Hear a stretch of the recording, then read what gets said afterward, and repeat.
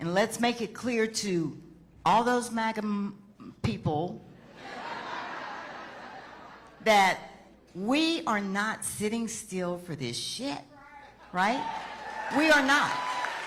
So, I thank y'all for having me, and let's get to work.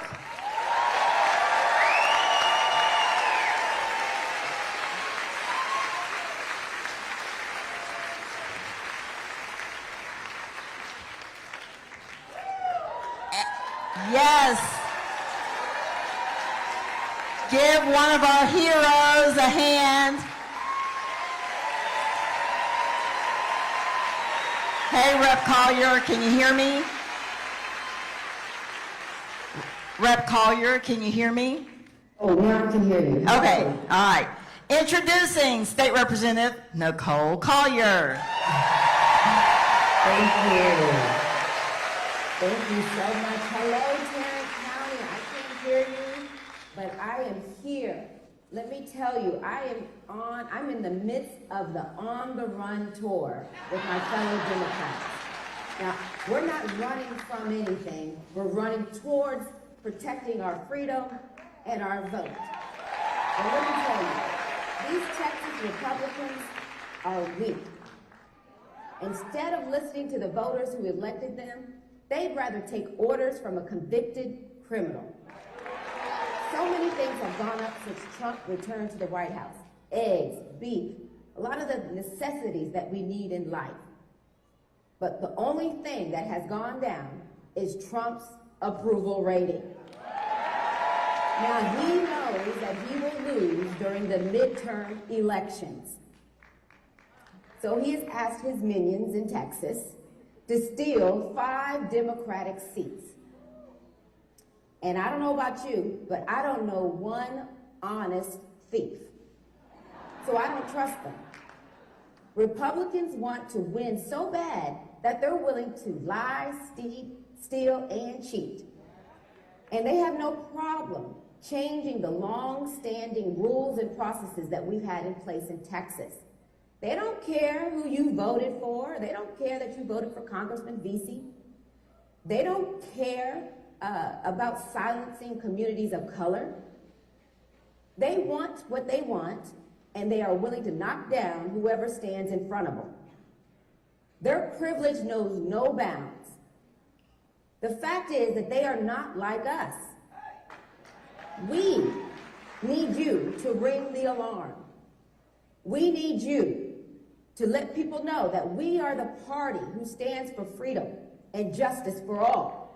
We are the party who believes everyone should be treated with respect and dignity. And we are the party who are powered by the people. So we need you to continue to fight, because we will not stop. We will not back down. We will continue to hold the line and resist. So I want to bring to the stage one of my fellow warriors in this fight, our fearless leader, my classmate, and our fighter. Please join me in welcoming Chairman Gene Wu.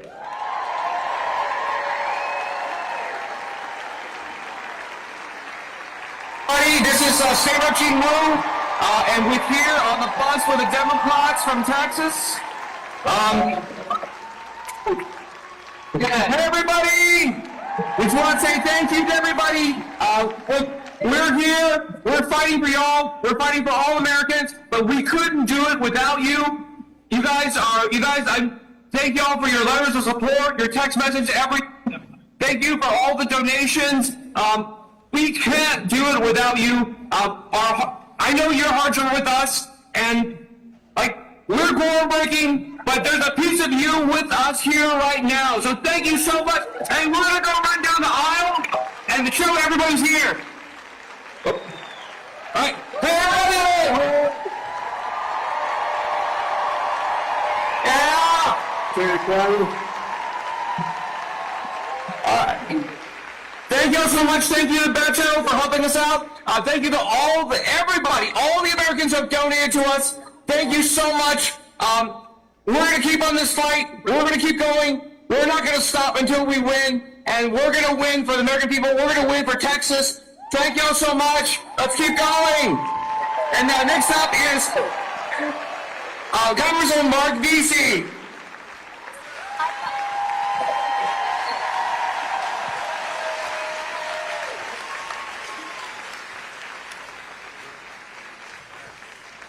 What's up, Fort Worth? How y'all doing? So good to see you. So good to see everybody. So good to see my friend Beto O'Rourke back in town. Great to see him. Great to see Joaquin. Joaquin's been to Fort Worth before. These two guys were my classmates when we got elected to Congress back in 2012. And we've been on some journeys. And, you know, one of the things about Congress and just being an elected official in general is that you really do meet some very interesting people along the way, including a very interesting cast of characters, right?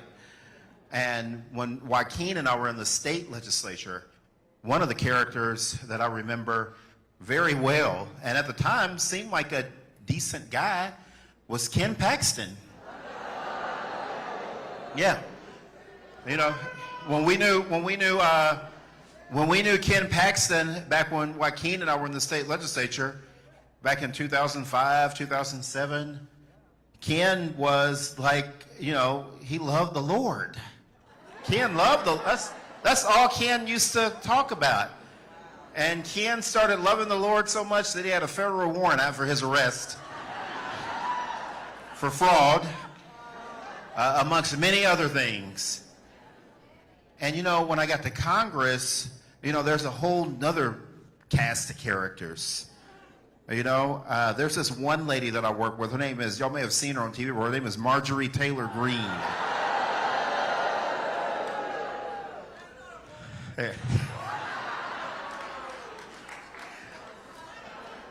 I mean, like a complete just nutcase, total nutcase. And then we have this Speaker of the House that says he loves the Lord. They call him Mike Johnson from Shreveport. Mike loves the Lord so much that he wants to discriminate against voters of color. And he wants to eliminate congressional districts just because Donald Trump, who definitely pretends like he loves the Lord, told him to do it. But, you know, one of the great things is that, you know, you do meet that cast of characters, but you meet some amazing individuals as well. And one of the people that, again, that I'm just very privileged to serve with, who's been a champion when it comes to immigration rights, who's been a champion when it comes to civil rights, has been a champion when it comes to women's rights, and that is Joaquin Castro out of San Antonio, Texas.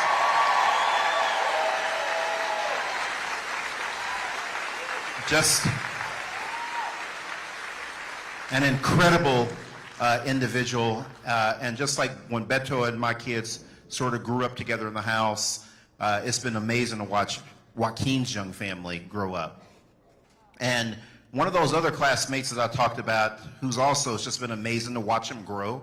It's been an incredible, and our kids have grown up together, and he has just become such a fighter for all different issues, and it doesn't surprise me that he is here in this unconstitutional law grab that Donald Trump is attempting, that Greg Abbott is being servile and subservient on when it comes to these congressional maps.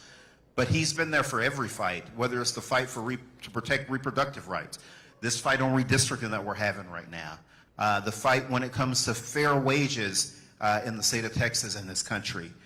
Someone that I was very proud to serve with on the House Armed Services Committee from El Paso, Texas. That's Beto O'Rourke. It's incredible. Absolutely incredible. And the reason why I like serving with these guys is because they know how to fight and they have heart. And that's what we need now.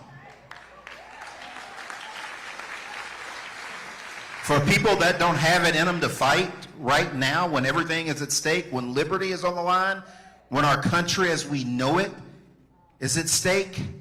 It's time for them to exit the stage. They need to move on. They need to move on. You know, some of y'all have heard me talk about my experiences here in the Ridgely Theater growing up. My family's right here in Como, right next door. My mom finished from Como High School when everything was still segregated. She's class of 1969.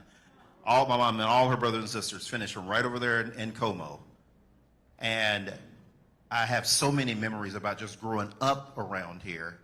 But one of the things that you learn is that if you want to be respected, you got to fight back. You got to fight back. Because when you don't fight back, you just invite other people to pick on you. And one of the things that Democrats did that was a big mistake in 2003, when Tom DeLay, do y'all remember little Tom DeLay? When Tom DeLay decided that he was going to redistrict, not a single Democratic governor or Democratic state legislature returned the favor. And so now we're back at 2025, 20 years later, and we're dealing with this bullshit again. And the reason why we're dealing with this bullshit again is because nobody fought back this last time around. But I got to tell you, man, I'm going to tip my hat to that governor from California, Gavin Newsom. I'm tipping my hat. I am tipping my hat Texas style to him.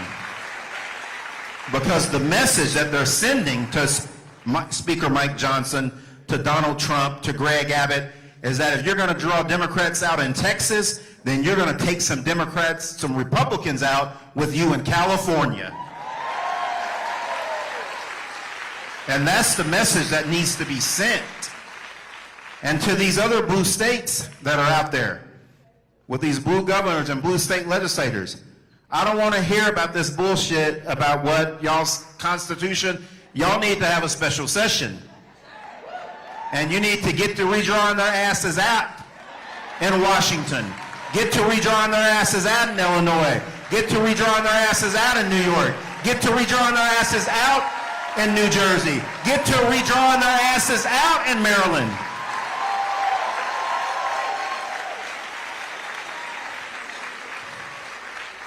They can come along with the ride with me because ain't nobody gonna miss Marjorie Taylor Greene. I can tell you that much. Ain't nobody in the world gonna miss her. But that's what we need. It's time for Democrats to stop bringing a damn stick to the knife fight. Bring a damn machete to the knife fight. Because if you don't do that, they're gonna keep doing this over and over again. And it is sad. It is sad that on the 60th anniversary of the Voting Rights Act, that we're still having to deal with this. But as long as the likes of Donald Trump keep getting elected into this office, we are going to have to keep fighting. And we need to elevate people to positions of power and representation in this state and in this country that are willing to roll up their sleeves and punch back.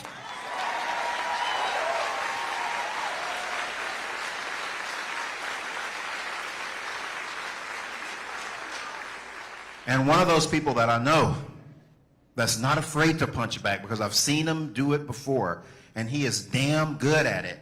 Y'all ought to check him out on X. Y'all need to check him out on Instagram. You need to check him out on Facebook. And that is my dear friend that represents San Antonio, Texas, who's about to step to the mic, Joaquin Castro.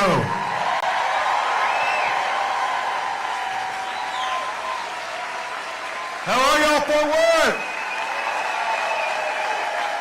It's great to be with you. I'm Joaquin Castro and proud to represent my hometown, a little bit south of here, San Antonio, Texas, in Bexar County. Let me tell you, a few weeks before the redistricting happened, these bad maps, they called us in Congress, the Democrats, and they asked us to verify our home addresses. And then they drew us out of our districts. And so I want you to do everything that you can to beat these maps, because we need Mark Veasey back in Congress. You won't find a prouder person of being from and representing Fort Worth than my very good friend, Mark Veasey. Thank you, Mark, for so many years of service. And thank you to Beto O'Rourke for bringing us all together. And not just bringing Texans together, but if you see them in Kansas City and New Orleans on the East Coast, you're doing an incredible job. Thank you so much, Beto. I was very proud in 2003 to be part of the group of Democrats who left the state for Ardmore, Oklahoma to beat Tom DeLay in that redistricting. And we beat them for several months, but they finally passed their redistricting plan back then. And Mark was right. We should have learned our lesson back then, because even though we had more Democratic governors at the time, in fact, when we went to Oklahoma, there was a Democratic governor in Oklahoma back then. But we've learned our lesson now, and we need California and Illinois and Washington State and Maryland to make sure that if they're going to mess with Texas, that those states are going to empty out the Republicans from their congressional delegation.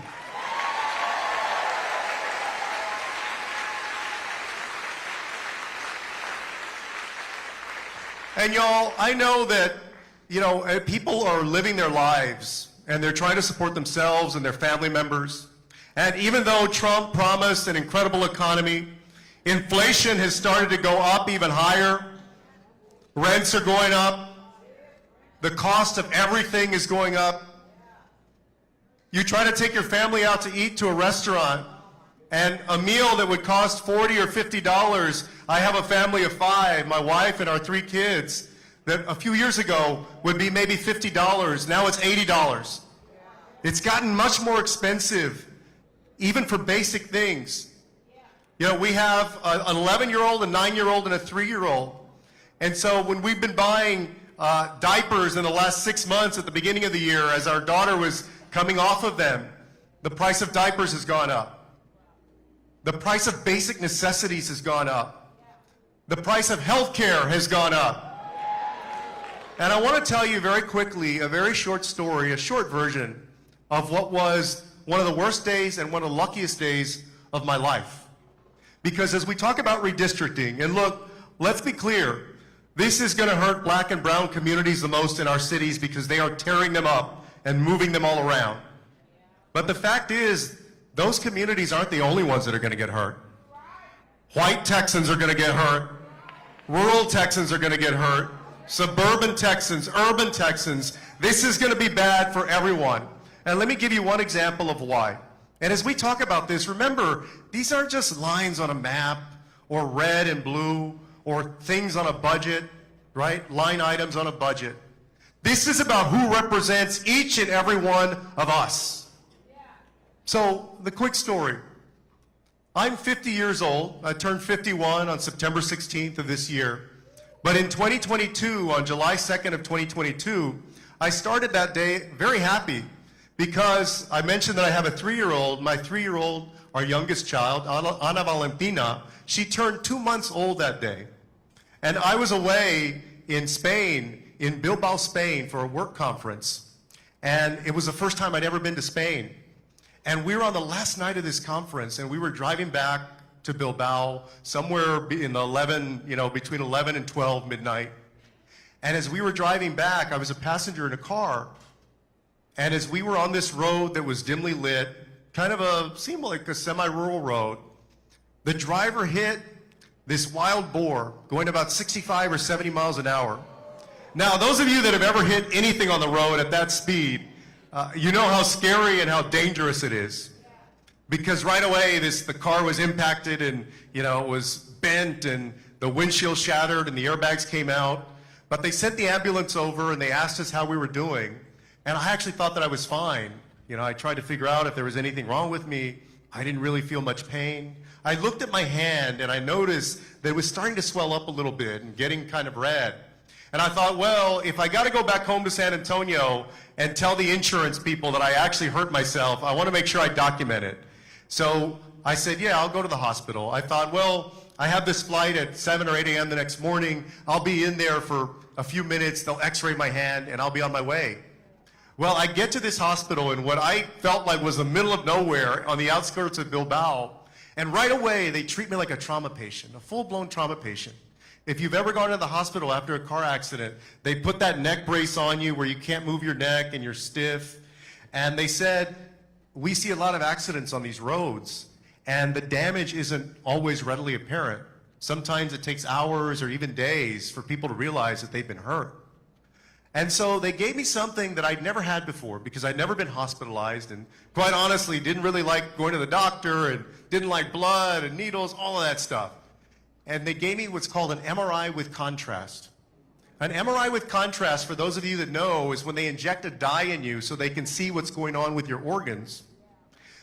And so it took about 40 or 45 minutes, and the doctor was going to release me.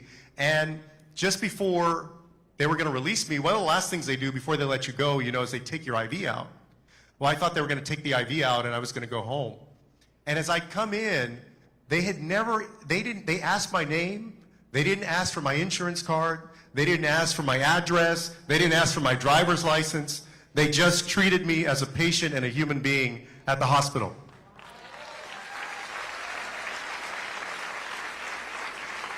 But the doctor came back over, and we were in these closed-off rooms, not with walls, but with curtains.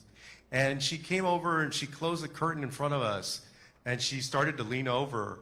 And it was at this point in my life that I'd never wished more than at that moment that my Spanish was better than it was. She started telling me in Spanish and also in English, but she said, I hate to be the bearer of bad news, but my radiologist called down to me, and he believes he sees what are 2 neuroendocrine tumors that have moved from your small intestine into your liver. And I had never heard the word neuroendocrine. I couldn't even pronounce it. But I understood that this doctor was telling me that they believed that I had cancer. And so when I got back to San Antonio, you can imagine, for those of you that have gone through it or have helped a family member go through this, you have 1 million doctor's appointments and MRIs and CAT scans and PET scans. And so I ended up getting surgery in February of 2023 at MD Anderson. And they took out a bunch of stuff, like 44 lymph nodes, part of my small intestine, my appendix, my gallbladder, a bunch of stuff. I was there for 10 days. Fortunately, the remaining tumors that I have not grown in 3 years. I just need them to not grow for about 40 more years, and then I'll be perfect. But when I was there at MD Anderson, you know, after you have surgery, they ask you to walk around. That's part of the recovery. And as I was walking around, they told us to relax. Don't get excited. Don't get stressed out. And so I didn't watch CNN, MSNBC, any politics for 10 days. And that was in a quieter time than it is now. But I didn't watch anything. But I pass around, and people are doing their laps, and they're walking, and you're hooked up to that machine that reads your blood pressure and your heart rate and all that. And I passed by 2 rooms right in a row that had Fox News on. And I said, wait, I thought they told us to relax. They're watching Fox News. But let me tell you, as we were passing each other, all of us of different ages, different ethnicities, different backgrounds, nobody's politics mattered at that moment. Everybody was working to survive their cancer diagnosis and their surgery. And that's why I know that when you cut cancer research and you cut healthcare and you cut Medicare or Medicaid, you're not just hurting Democrats, you're hurting all Americans, regardless of their politics.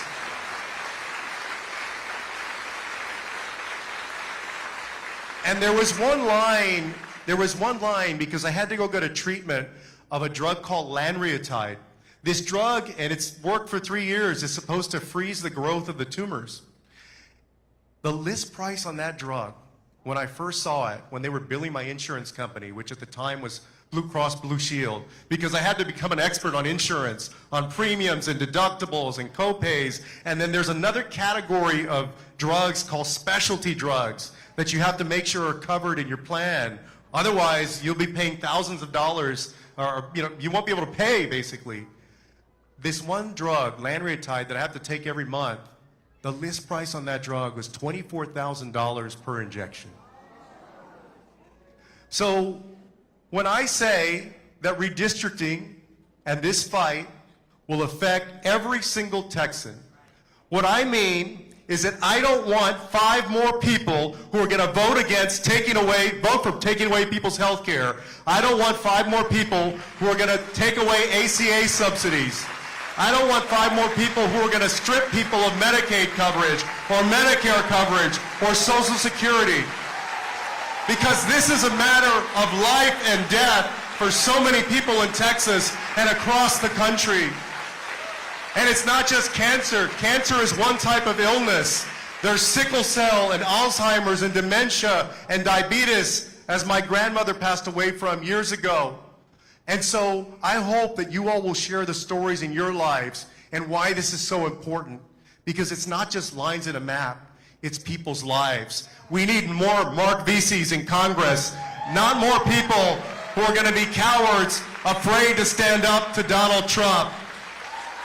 Texas Democrats are standing up to Donald Trump. Republicans are running scared from Donald Trump.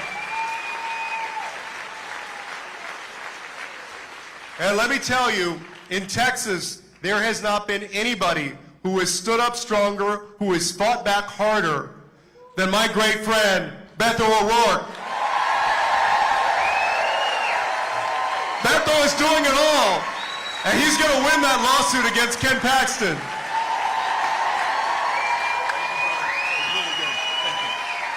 All right, Fort Worth, let's hear it for Joaquin. Let's hear it for Mark, Elisa, Allison, these city council representatives, and how about those Texas state Democrats in Illinois fighting for all of us? I gotta tell you, I don't know how you feel, but I needed all of this. I needed all of them. I need all of you. We need each other right now. This is a season that tempts us to despair. Just look at just look at this unfortunate soul who's having a hard time in her life right now.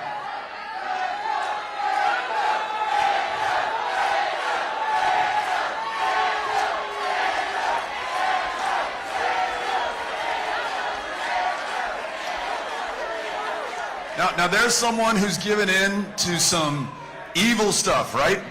And look, we pray for her. We hope that she comes out okay at the end of the day. But coming back to us, we need each other at this moment because we have been tempted to despair. If you think about what has happened in the first 6 or 7 months since Donald Trump has been sworn into office, he has defied the co-equal federal courts, absolutely disregarding their decisions. He's dismantled congressionally chartered and mandated agencies and departments. He has colluded with corrupt public officials, and he has covered up through the bribe that he is paying right now to Ghislaine Maxwell to move her to Camp Fed to reduce her sentence, though she is a convicted sex trafficker of little girls, of children in this country, and he seeks to dispense with every constitutional safeguard and protection that has kept us a nation of laws and not of kings for these last 249 years. But that's not the worst. This is the worst. So many of our fellow Americans right now bend the knee to this would-be tyrant. They assume that he already has the power to be a king, and it's the most powerful among us. The big East Coast law firms will no longer defend his political opponents, will contribute hundreds of millions of dollars to his chosen causes. The big universities, whether it's Columbia or Brown or maybe Harvard as well, with endowments that cumulatively measure in the tens of billions of dollars, bending the knee. The big media companies like Paramount, which owns CBS, not only are they paying a fine, they're canceling Stephen Colbert because he speaks the truth to Donald Trump. They're bending the knee. Mark Zuckerberg bent the knee. Jeff Bezos bent the knee. They're all bending the knee. And so this guy thinks, Donald Trump, that he's absolutely unstoppable. He really believes that he's the king that these knee benders tell him that he is. And so he comes to our state to grab even more power in the form of these 5 congressional districts, including Mark Veasey's right here. He thinks that we are going to take it right here, but he doesn't understand in Texas, our knees do not bend. That doesn't work here. We're going to fight these motherfuckers for as long as it takes with everything we've got. We're never giving in, we're never giving up, and we're never bending the knee. Are you with me?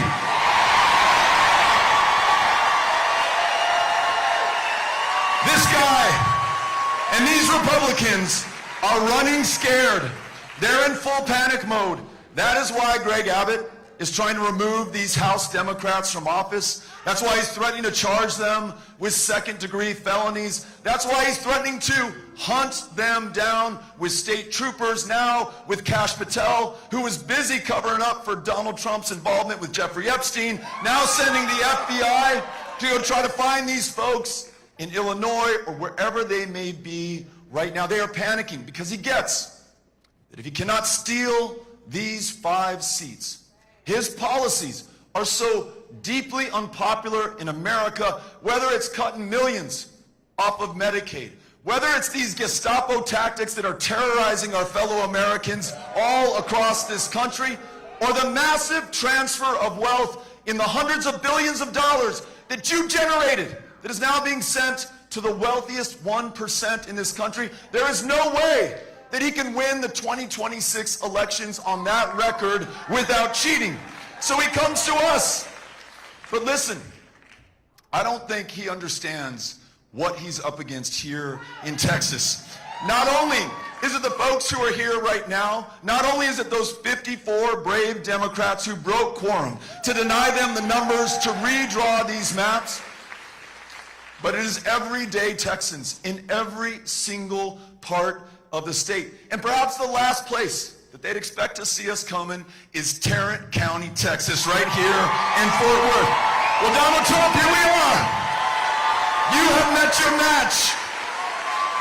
And we're going to fight him each and every day with everything that we've got, because listen, if we allow them to steal the election of 2026 right now, in the summer of 2025, that consolidation of authoritarian power that we've been warning each other about, I think it is almost unstoppable after then. That means more masked, plainclothes federal agents without warrants or badges sweeping our fellow Americans up off the streets. That means more of Trump's and Abbott's and Paxton's political opponents targeted for vengeance and persecution, and yes, even for political violence. And it means that if we do not return Mark Veasey to that Congress, if we do not win a majority, then a Republican majority, those quisling, corrupt cowards, they will roll out the red carpet for a 3rd Trump term, and we cannot allow that to pass. Are you with me on this?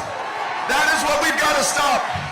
And so we tell ourselves that we must fight.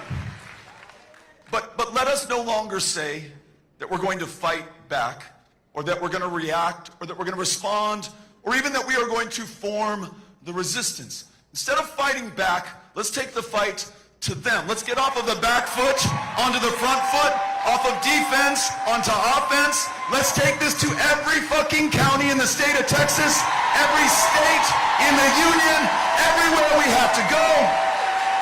Meet them on every front. Fight until we win. And what that looks like, you know, as Elisa Simmons said, I was sued by Ken Paxton not once but twice this week. But we didn't react, we didn't respond, we didn't defend. We took this fight right back to him, and we sued him in court in El Paso, Texas. He tried to stop us from holding this rally here today in Fort Worth. He tried to stop us from raising money to support these Democrats in the fight. He lost. And one of the worst things that we could do to Ken Paxton is to right now choose to donate to have the backs of these fighters by texting FIGHT to 20377. Text FIGHT to 20377. He is trying to stop us from raising the resources they need to ultimately prevail and come through, and we are not going to let him stop us. Are you with me on that? Ándale. It also means, as Mark was saying earlier, we don't await the punch thrown by these would-be fascists to land. We punch first, and we punch harder. We want California and New Jersey and Illinois and Maryland and every other state where the Democrats hold the governor's mansion, the assembly, and the state senate to redraw their congressional districts now, not wait for Texas to move first, to maximize Democratic Party advantage. Listen, you may say to yourself, well, those aren't the rules. There are no refs in this game. Fuck the rules. We are going to win whatever it takes. We're going to take this to them in every way that we can.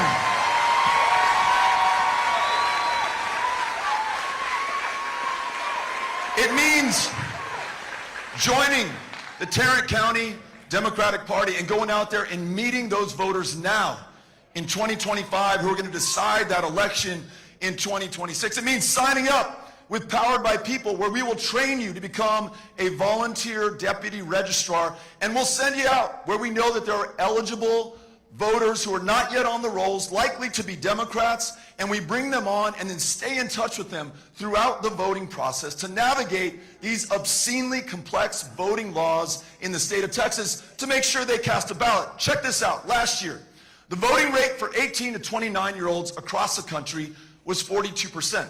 Texas typically performs lower. Those 18 to 29-year-olds that we registered and Powered by People and stayed in touch with turned out at a rate of 79% in the election last year. So let's get more of them onto the rolls, turn more of them out to vote, and win more elections up and down the ballot. But in addition to fighting these fuckers, we have to do something else. I'm paraphrasing what Elisa Simmons would say, right? Bad influence on me. Great influence on me. We also have to be able to tell ourselves and our family and our friends and our fellow citizens just what we are fighting for, right? I think in previous elections, maybe in 2024, maybe in 2016, it was all about how bad the other side was, and they were really bad, and that was a legitimate argument. But what enough of our fellow Americans didn't hear is how this country would be better, how it would be different, how we would change it to improve their lives and to replace a system that has not worked for millions of us so that we have a system that works for all of us. So I'll give you an example. In 2024, there were a hell of a lot of Democrats, including at the very top of the ticket, talking about saving democracy. And there were a lot of people in Texas who were like, what the fuck are you trying to save? It is harder to cast a ballot in this state. It is harder to register in this state than any other in the union. I don't think that's a democracy. In this state and in others, you can spend an unlimited amount of money. Elon Musk spent $300 million trying to purchase the outcome for his preferred candidate for the presidency. That does not sound like a democracy. In this country, thanks to Citizens United, corporations are equated to people. Money is speech. Corporations can spend unlimited amounts of money trying to purchase the outcomes, not just of elections, but of legislation and the future of this country. And you don't think it's a democracy when members of Congress can choose their own voters instead of the other way around. So instead of trying to save something that wasn't working for us, how about we build something that's worth saving in the first place? Overthrow Citizens United, pass the John Lewis Voting Rights Adjustment Act so we can vote in the state of Texas, get big money out of politics, remove politicians from redistricting, and return the power, all of the power, back to the people. But this political democracy that I'm talking about will not be possible if we don't also have an economic democracy. Because if folks cannot get what they need from a government of the many, soon enough, they're going to be open to getting what they need from a government of the few, or a government even of only one. And what they're asking for is not a lot. Like, what if we guaranteed that if you work one job, that is enough to take care of yourself and your family, to be able to afford to buy a home here in Fort Worth or wherever you live in America? What if we guaranteed through universal health care, Medicare for all, that if you need to see a doctor, you can see a doctor when you're sick, before you're sick. And so that you don't get sick, we want to guarantee that you have access to fresh and healthy food, clean drinking water, the time and space to exercise and move your body and spend those hours with your family. That's what makes life worth living in the first place, right? We don't lack for resources. We're the wealthiest, most powerful country on the face of the planet. We only have lacked for the political will to get this done. So here's another idea. What if, and this is going to sound crazy to you, but we treated everyone with the dignity and respect that they deserve as human beings. That when we say we are for human rights, we're for everyone's human rights. When that transgender American is being targeted, we stand by that transgender American. They're not disposable, they're not expedient, they're not inconvenient, they're a fucking human being and treat them like one, right? And women, how about this one? Every woman makes her own decisions about her own body, her own future, her own health care. And you know what? I know that in Texas we can make that happen, because in Texas we made that happen. In '73, abortion was just as illegal in this state as it is today. But we didn't wait for someone to ride to our rescue. 3 very young Texas women, attorney Linda Coffey, Sarah Weddington, 26 years old, Jane Roe, prevail upon an all-male United States Supreme Court to render the Roe versus Wade decision, which stood the test of time for 49 years. If we did it once, we can do it again. Message to Donald Trump, do not fuck with the women of Texas, because we are coming for you. And imagine taking these human rights on the road around the world, no longer being complicit in the bombing and the starving and the slaughtering of tens of thousands of innocent children in Gaza, and instead using the awesome power of this country to work with other nations around the world to finally establish a sovereign, independent state for the Palestinian people, to work for their safety, the Israelis' safety, the safety of everyone in that region. No longer spending your tax dollars on bombs that are killing innocent people and flattening hospitals and schools, but sowing peace and reaping prosperity, not just for that region, but for all of us. And then how about this? What if we brought that same thinking back home? And we no longer had to worry about these mass plainclothes agents driving up in front of our house or to our school or to our church or to a hospital, which is what they're doing today, and rounding up our hardworking fellow Americans. They might be here undocumented, they might be here documented, they may be U.S. citizens born on this soil. We don't know, because there's no due process, there are no constitutional protections. This is being done in our name right now, and it must end. And in order to stop it, we imagine a future where we rededicate ourselves to the Constitution, to ideas like due process. And then this one, and I know that Joaquin and Mark agree with me because they've been absolute champions for this. Check this out. You know, Democrats, present company excluded, have talked an awful good game on immigration for as long as I have been listening. You know, if you just keep voting for us, once we get in power, comprehensive immigration reform.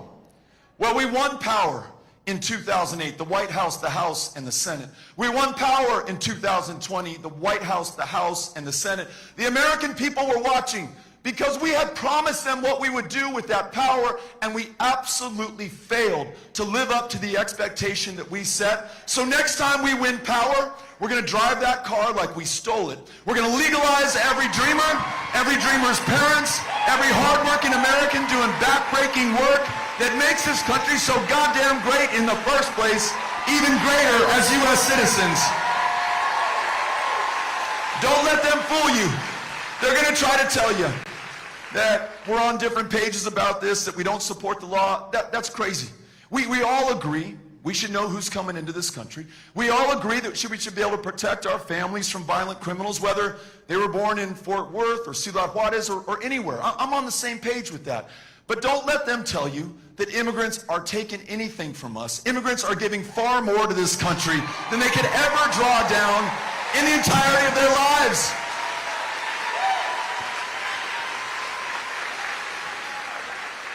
Now I'll close with this. Imagine a Democratic Party that actually fights for these things, that doesn't submit, that doesn't bend the knee, that doesn't roll over, that doesn't give up before the fight has even begun. I want the National Democratic Party to look at the Democrats here in Tarrant County, the Democrats here on this stage. This is what a fight looks like. Are you all ready to fight?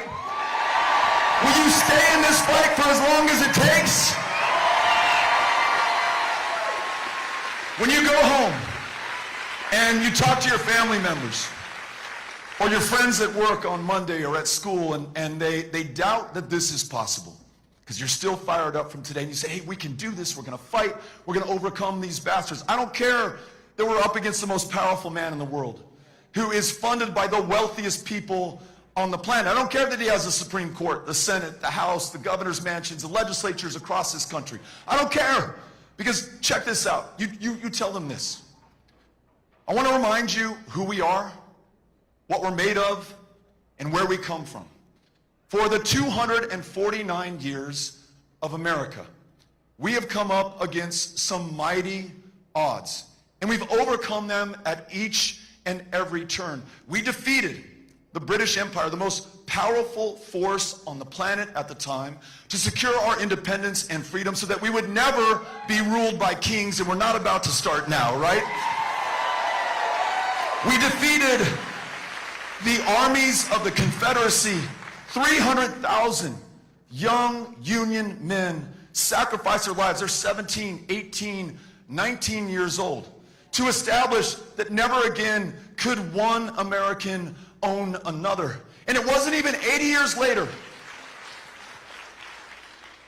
that men from this very community landed on those beaches in Normandy in June of 1944, again willing to give their lives to defeat fascism halfway across the world, to protect this democracy here at home. And then the generation that followed them, right here in Fort Worth and cities throughout the country, peacefully and nonviolently, went up against the elected and armed thugs of Jim Crow, and they won full civil rights and political rights for every single one of us, regardless of the color of our skin, of our gender, of our country of national origin, of any difference between us. We are the lucky heirs of all of that service, all of that struggle, all of that sacrifice that has come before. And what we do with this great inheritance, that is going to define us in the eyes of history, and it is going to determine what is possible for this country going forward. We cannot be found wanting at this moment of truth, and we must not allow the moment to pass without a fight. So I ask you to do all you can with what you have, wherever you are, today and every single day going forward. I promise you, if we will do that, we will overcome this challenge as well. We will win this country back, and we will make it one worth saving going forward. Thank you, Tarrant County, Fort Worth, these great speakers for coming out tonight. We love you guys. Let's fight.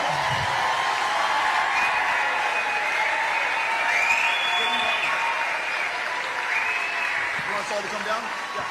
Come on down, guys. We'll come down here. Okay, folks, we're going to do a group picture with all of you, so if you just stay standing where you are, we would love to get a group picture. We have some signs over here. They're getting it set up right away. Okay, Chris, you want to go ahead? All right, here we go. Everybody look over here. On the count of 3, Fort Worth. 1, 2, 3. Oh, wow. Beautiful. Wonderful. Thank you all so much.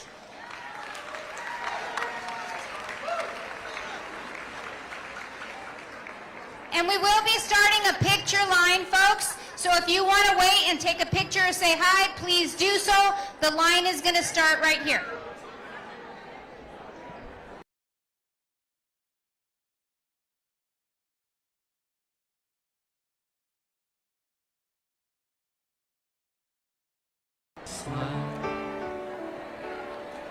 And I knew if I had my chance that I could make those